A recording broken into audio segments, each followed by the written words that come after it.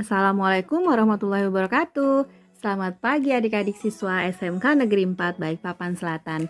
Hai, apa kabarnya? Mudah-mudahan selalu dalam lindungan Allah Subhanahu wa taala ya. Adik-adik sekalian, kenalkan nama kakak adalah Apoteker Orchid. Kami dari Ikatan Apoteker Indonesia ingin sharing sedikit mengenai informasi dan peredaran obat secara online untuk adik-adik siswa kelas SMK Negeri 4 Balikpapan. Kakak ditemani dua orang apoteker lainnya, yaitu kakak apoteker Sari dan kakak apoteker Indah. Selamat menyaksikan ya. Assalamualaikum warahmatullahi wabarakatuh. Apa kabar teman-teman SMK Negeri 4? Tentunya sehat dan luar biasa. Hari ini saya akan menyampaikan materi tentang info dan peredaran obat online. Oke, wow, ingin jadi apoteker. Teman-teman, tahu nggak sih apa itu apoteker? Apa sih apoteker? Kenapa harus menjadi apoteker? Siapa mereka? Oke, mereka manusia biasa yang sudah disumpah dan mengucapkan sumpah jabatan apoteker. Kemudian bagaimana cara memanggilnya? Pot, tek, ker, atau potek. Apoteker biasa dalam sehari-hari dipanggil Bu, Pak, Mas, atau Mbak. Disesuaikan di daerah masing-masing. Kadang masyarakat ikut memanggil apoteker dengan sebutan dok atau sis. Oke, mulai dari sekarang, saya ingin memperkenalkan diri dengan menyebut apoteker di depan nama saya. Hai teman-teman SMK Negeri 4, perkenalkan saya adalah Apoteker Sari. Oke teman-teman, siapa itu apoteker? Lanjut. Kemudian apa ya yang dilakukan oleh apoteker? Simak ya teman-teman. 1. Mereka melakukan pengendalian mutu sediaan farmasi. 2. Pengamanan. 3. Pengadaan. 4. Penyimpanan. 5. Pendistribusian obat. 6. Pelayanan obat atas resep dokter. 7. Pelayanan informasi obat. 8. Pengembangan obat, bahan obat, dan obat tradisional. Teman-teman, apoteker itu di bidang kerja apa aja ya? Ternyata bidang kerja mereka adalah pharmapreneur, industri farmasi, pabrik jamu, pedagang besar farmasi, apotek, rumah sakit, puskesmas, klinik, akademis, peneliti, bahkan di tingkat TNI, polisi, dan lain-lain. Oke, teman-teman SMK Negeri 4 yang selalu semangat untuk mencari ilmu dan tentunya loh teman-teman termasuk generasi milenial. Kenapa disebut dengan generasi milenial? Karena generasi milenial ternyata lahir awal itu tahun 1980, pertengahan 1990, akhir tahun 2000 dan seterusnya. Bangga dong jadi generasi milenial. Kenapa? Karena generasi milenial adalah generasi yang aktif, cerdas, dan berpengaruh di lingkungannya. Oleh karena itu, ayo kita turut peduli dan mengkampanyekan penggunaan obat yang benar. Di apoteker sih lebih terkenal dengan istilah da, gu, si, bu. Da dapatkan, gu gunakan, si simpan, bu buang. Obat dengan benar. Oke, sekarang kita akan bahas da. Dapatkan obat yang benar.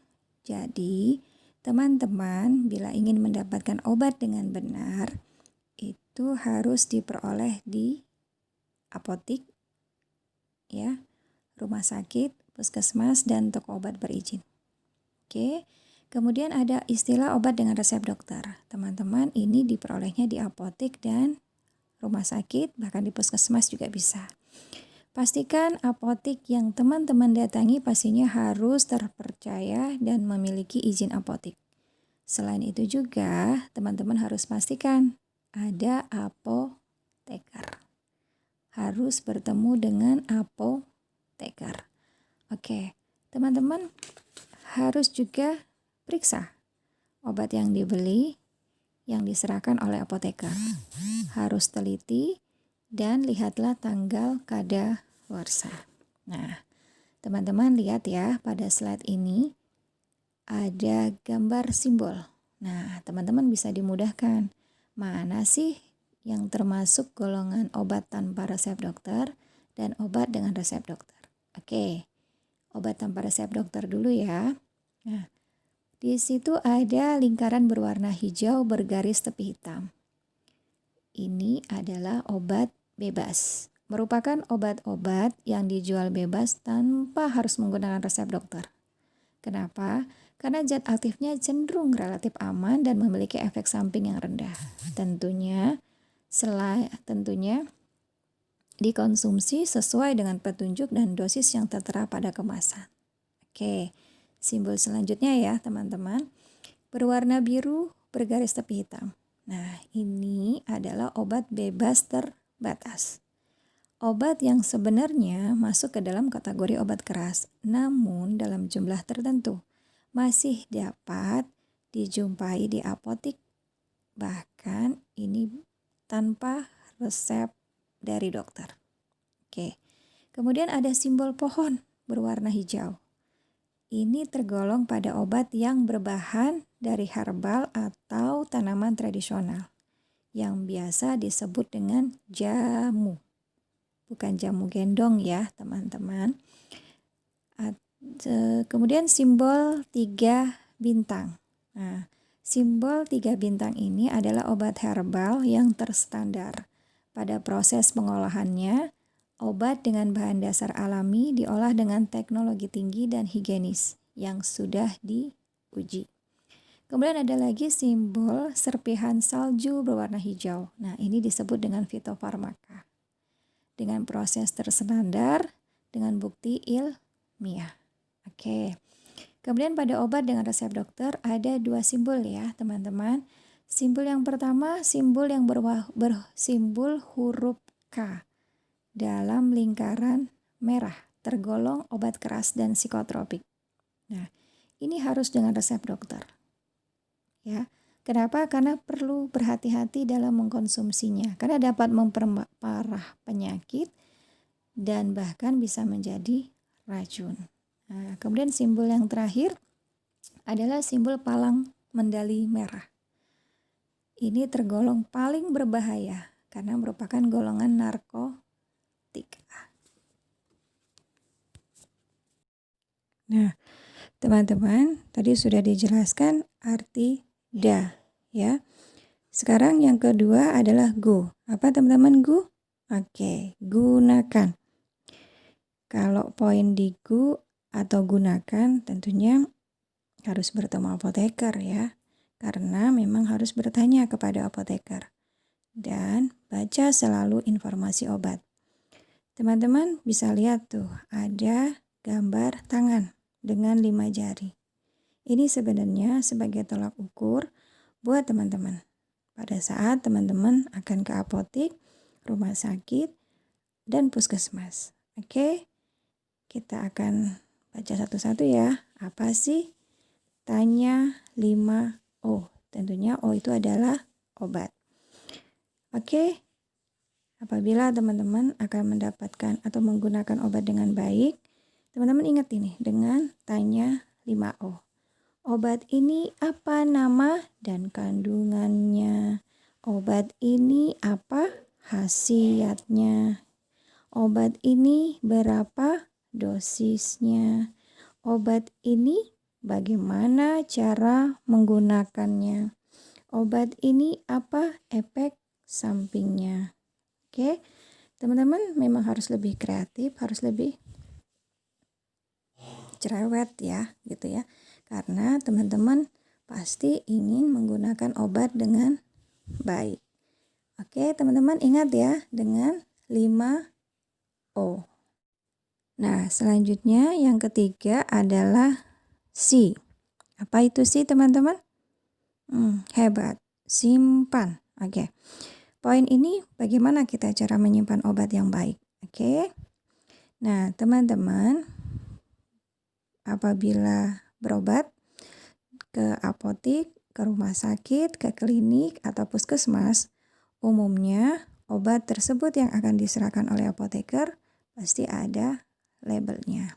Oke, jadi bagaimana cara menyimpan obat yang baik? Oke, yang pertama, tidak melepas etiket pada wadah obat karena tercantum nama, cara penggunaan, dan informasi penting lainnya. Yang kedua, perhatikan dan ikuti aturan penyimpanan pada kemasan. Ketiga, letakkan obat jauh dari jangkauan anak-anak. Yang keempat, simpan obat dalam kemasan asli dan wadah tertutup rapat. Yang kelima, tidak menyimpan obat di dalam mobil dalam jangka lama karena suhu tidak stabil dalam mobil dapat merusak obat tersebut. Kemudian yang keenam, perhatikan tanda-tanda kerusakan obat dalam penyimpanan. Misalnya perubahan warna, bau, atau penggumpalan. Nah, teman-teman, bagaimana untuk menyimpan obat? Ya, pastikan simpanlah obat di lemari atau kotak obat. Bisa juga menggunakan wadah atau toples bersih dan kering. Ya. Perhatikan lagi ya pada saat menyimpan kondisi suhunya. Hindarkan dari panas maupun cahaya langsung. Oke, yang tadi sempat dibahas tadi, jauhkan dari jangkauan anak. Tidak selalu harus disimpan di lemari es. Nah, teman-teman SMK Negeri 4, ini adalah poin terakhir dari Gusi Bu, yaitu Bu, kepanjangan dari buang. Teman-teman ingat ya, jangan buang obat langsung ke tempat sampah. Yang dibuang, jadi obat yang harus dibuang itu harus kondisinya obat atau kemasannya harus dirusak. Kenapa? Agar tidak dapat dipakai lagi dan tidak membahayakan orang lain.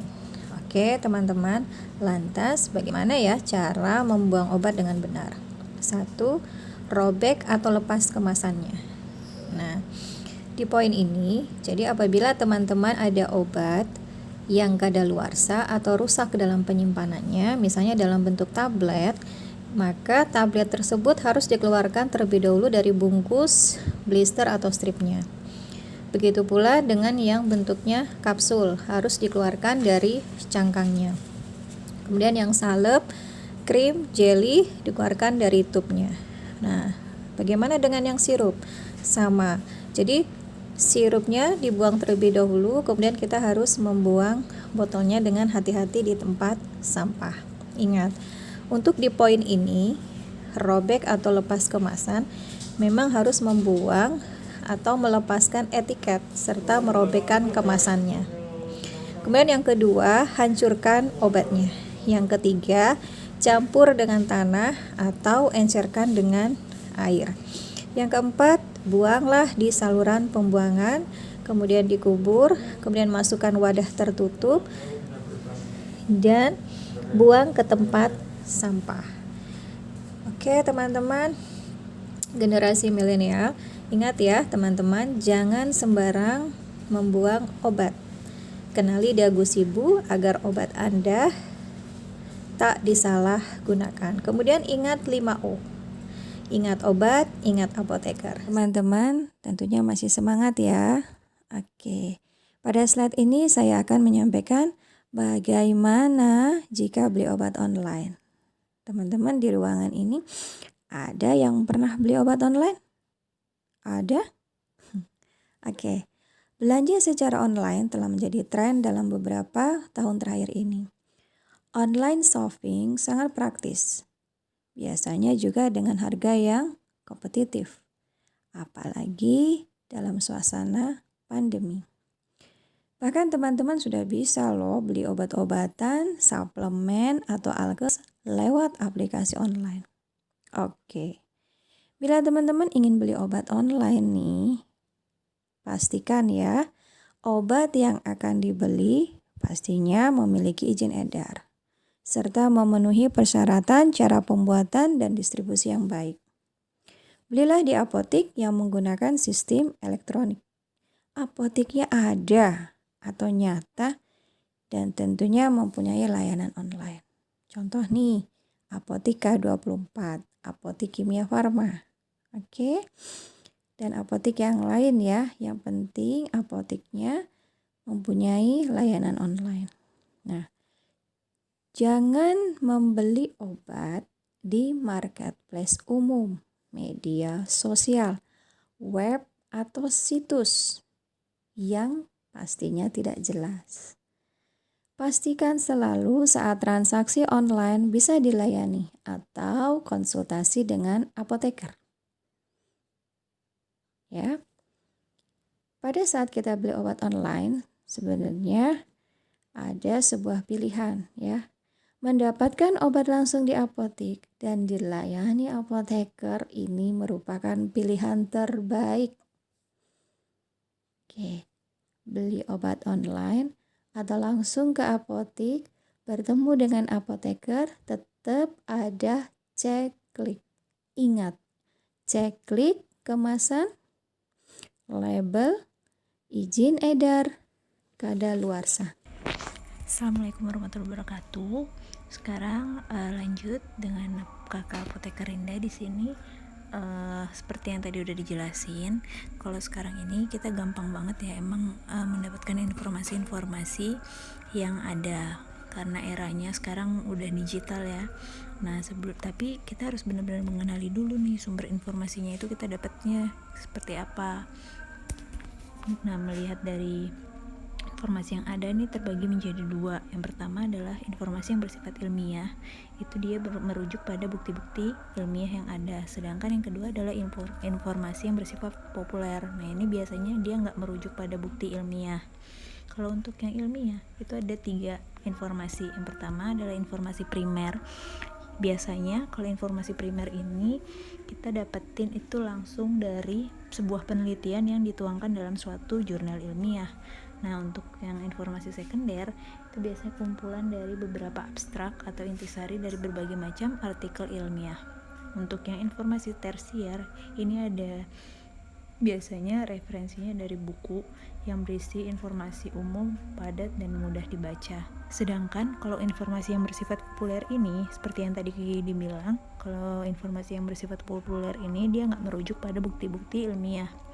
Biasanya kita dapetin di media massa, media cetak, media elektronik, ataupun di media sosial seperti Instagram, Twitter, website, dan lain-lain.